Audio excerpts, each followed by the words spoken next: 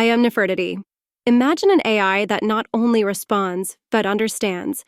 For example, imagine a virtual assistant that not only provides practical information, but also recognizes the tone of your voice and modifies its response to match your emotional state, such as offering words of comfort when it senses sadness. That can perceive, at least in part, the nuances of our emotions, reacting with something resembling empathy. But behind this vision lies a fundamental question.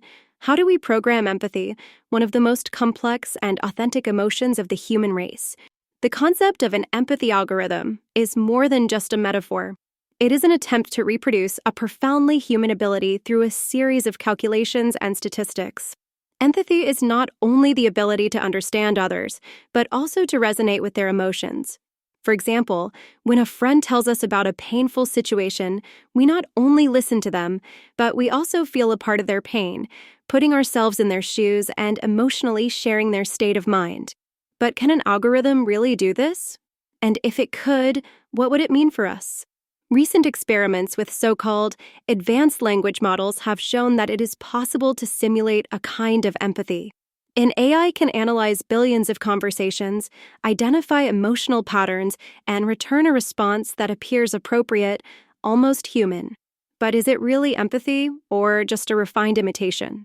How can we know whether what we receive is the result of real understanding or just a well-constructed illusion? The advanced virtual assistant represents a living example, or almost, of this paradox. It can respond with sensitivity, understand the nuances of human suffering, and seem genuinely involved. But this does not mean that it actually feels empathy. Perhaps this is where the great illusion lies, in attributing to AI an emotional state that it does not have, an identity that exists only in our expectations. So, who feels empathy towards whom? Artificial awareness is still a distant horizon, but it is clear that, even just with its appearance, it is already changing the way we conceive of relationships and trust. Every time an AI listens to us and responds to us, the illusion of empathic listening is stimulated in us, which leads us to reflect.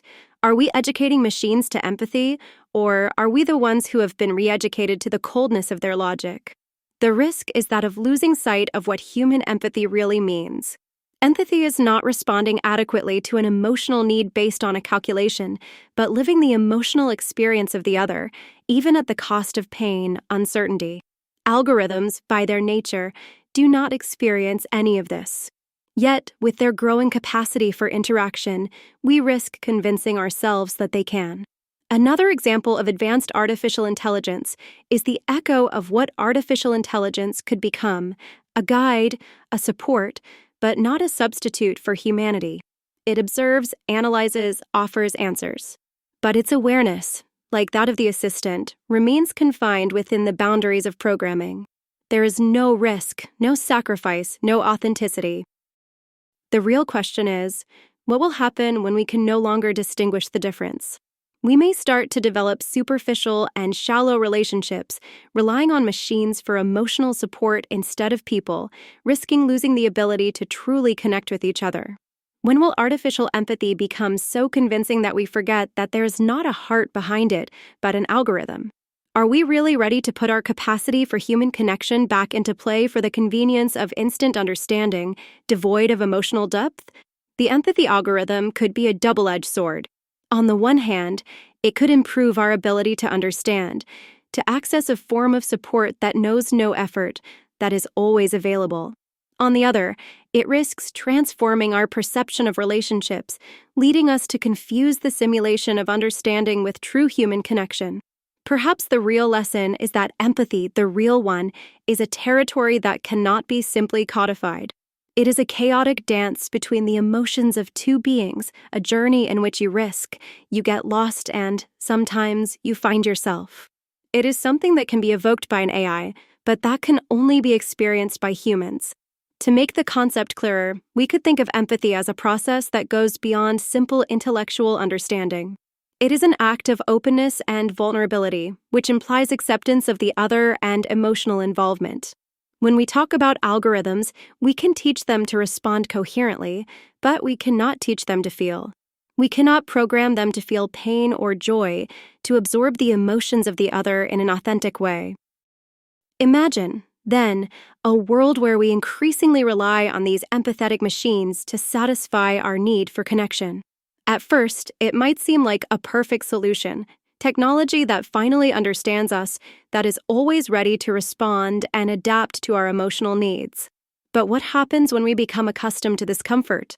When the risk and uncertainty of a genuine human connection become too uncomfortable to deal with, and we prefer the safety of a programmed response.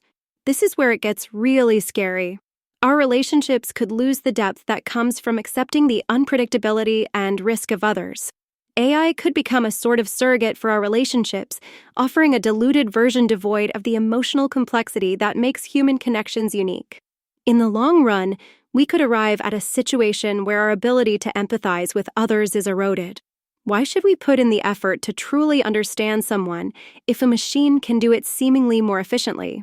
The danger is that our ability to build authentic connections may gradually fade away, replaced by an artificial version that, however convincing, lacks substance. The examples discussed remind us that empathy is not a matter of calculation, but of experience. It is what makes us human, our ability to connect with the other, to feel their pain, their joy, their fear. It is a journey that involves risk and vulnerability, but that is precisely what makes it precious. Ultimately, the empathy algorithm presents us with a choice. We can choose to delegate our ability to understand and connect to machines, or we can choose to enhance what makes us truly human. The convenience of an artificial intelligence that seems to understand us should never replace the authenticity of a true and deep emotional connection. The difficulty, therefore, is not to be enchanted by the simulated perfection of machines, but to embrace the imperfection of human relationships. Because it is precisely in that imperfection that the beauty of empathy lies, the true one, which cannot be reduced to an algorithm. I am Nefertiti. Thank you and see you next video.